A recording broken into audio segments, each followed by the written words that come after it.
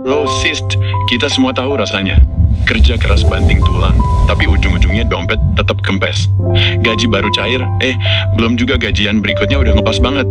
Rasanya kayak lari di treadmill, capek tapi nggak maju-maju. Pertanyaannya, kenapa sih? Jawabannya sering nggak ada di jumlah nol di rekening, tapi ada di kepala kita sendiri, di pola pikir kita soal duit. Yoi, bener banget. Pola pikir finansial itu fondasinya. Bayangin deh bikin rumah. Keren banget kan tiang-tiangnya, gaji lu, pakai marmer segala. Tapi kalau fondasinya, pola pikir lu rapuh, kayak tanah bekas rawa, percuma. Sekuat apapun tiangnya, rumah itu bakal retak, miring, akhirnya rubuh juga. Nah, pola pikir finansial yang salah tuh kayak fondasi rapuh itu. Kalau isi kepala lu cuma, aduh, takut banget gak cukup. Component placement. Gue emang orangnya sial, rezekinya dikit. Salahin aja ekonomi atau bos. Swing duit bakal ngocor terus kayak air dari tangan. Lu nggak bisa nahan, apalagi ngumpulin. Nah, akar masalahnya sering nyebar sampai ke masa kecil. Serius, pengalaman kecil itu nempel banget. Masih inget nggak waktu kecil sering dengar ortu ribut soal duit? Atau dibombardir sama kalimat kayak, jangan main-main, duit susah dapetinnya. Zrenia, kita orang susah, jangan banyak gaya. Itu loh trauma finansial. Tanpa sadar, itu semua ngebentuk pola pikir negatif soal duit di otak kita. Kita jadi bawaannya takut, merasa nggak layak punya banyak, atau ngerasa duit itu sumber masalah. Akhirnya, hidup dalam bayang-bayang ketakutan finansial mulu. Ini harus berhenti, bro. Hidup terus-terusan dalam mode panik soal duit itu melelahkan beneran. Kayak lari maraton sambil nahan nafas.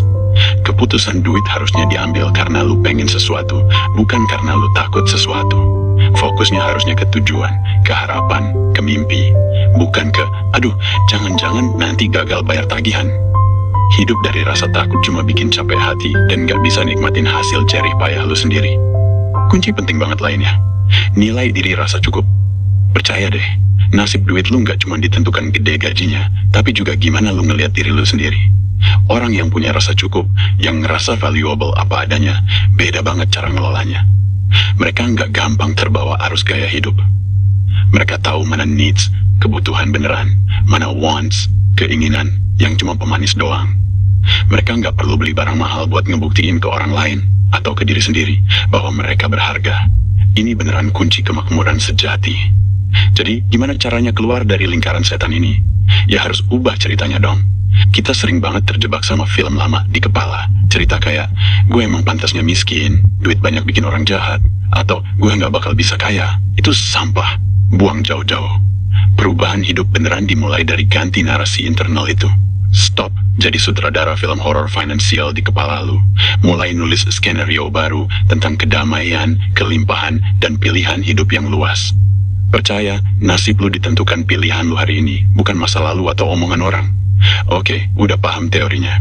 Sekarang, gimana prakteknya?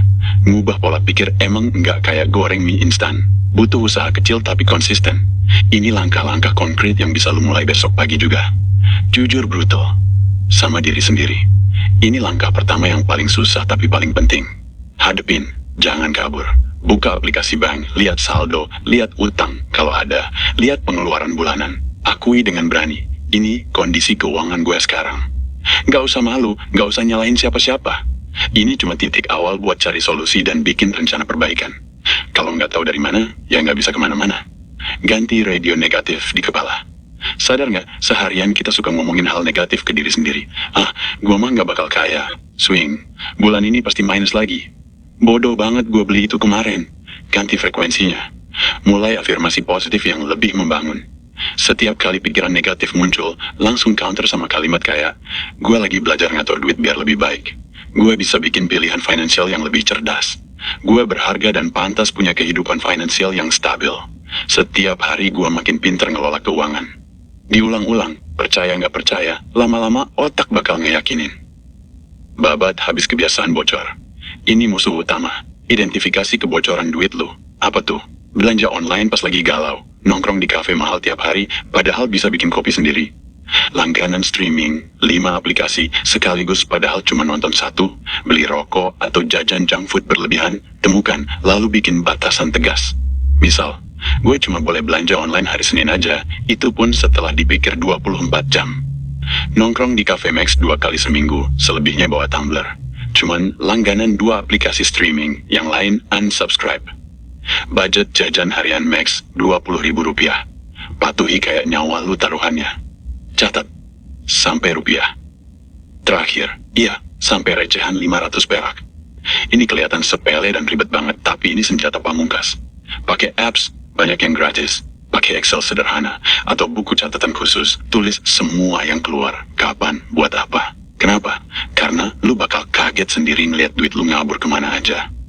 Loh, kok bulan ini jajan GoFood sampai 1,5 juta? Waduh, beli pulsa game aja 300.000.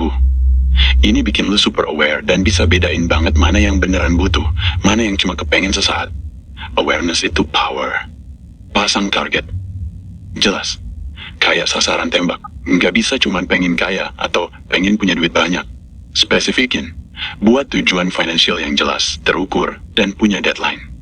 Nabung DP rumah 100 juta rupiah dalam 3 tahun. Berarti kurang lebih 2,7 juta rupiah per bulan harus disisihkan senabung. Lunasi utang kartu kredit 15 juta rupiah dalam 1 tahun. Berarti sekitar 1,25 juta rupiah per bulan fokus ke pelunasan. Bikin dana darurat 10 juta rupiah dalam 6 bulan. Berarti 1,6 juta rupiah per bulan. Siapin dana pendidikan anak buat SMP, butuh 50 juta rupiah 5 tahun lagi. Berarti mulai nabung 800.000 rupiah per bulan sekarang. Tulis gede-gede, tempel di tempat yang sering lu lihat. Tujuan yang jelas bikin lu fokus dan gak gampang tergoda buat belanja, gak penting. Kuncinya apa?